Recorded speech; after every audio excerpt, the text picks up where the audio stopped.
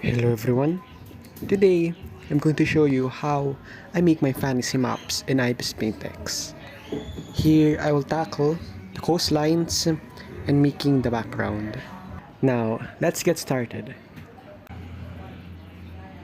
In making fantasy maps, the size depends on what kind of map you're making. Here I will use this for now.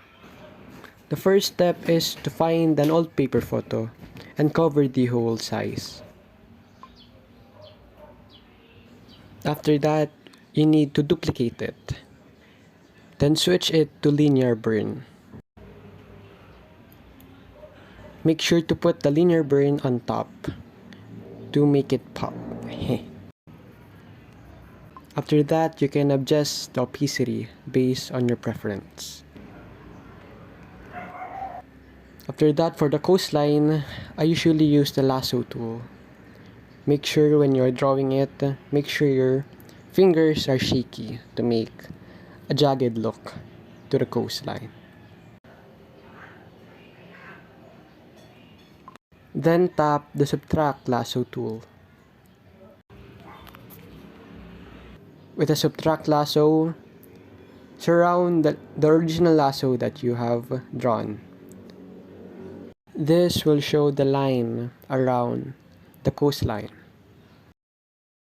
Then make another layer on top of the background layers. There you'll put the line around the coastline. Then choose the bucket tool with the color black. Hide the other layers. Then click it. Now you can see the line around the coastline. Now go to the lasso and switch the selection area. Then switch to the eraser bucket tool, then erase the inner part of the coastline. This will separate the color of the land and the water. It will make the coastline pop. After erasing the inner part of the coastline, switch to the third layer, then adjust the lines around it. You can add more black or erase it. Depends on what needs to be fixed. Here I'm going to erase the extra black lines to make the inner part more big.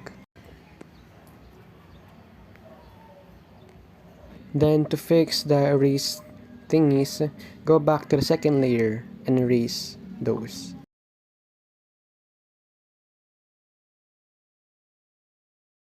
After adjusting the lines, draw another line surrounding the whole coastline.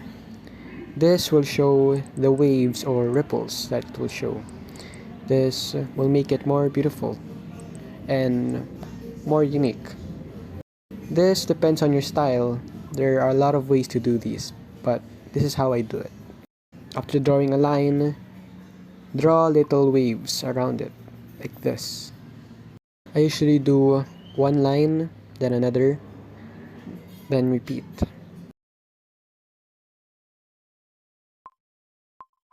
Make sure to put some variety into the lines to make it more unique. For the brushes that I'm using, I'm going to put it on the description and the comment section. After a few adjustments, here is the finished coastline. And that is it for this video.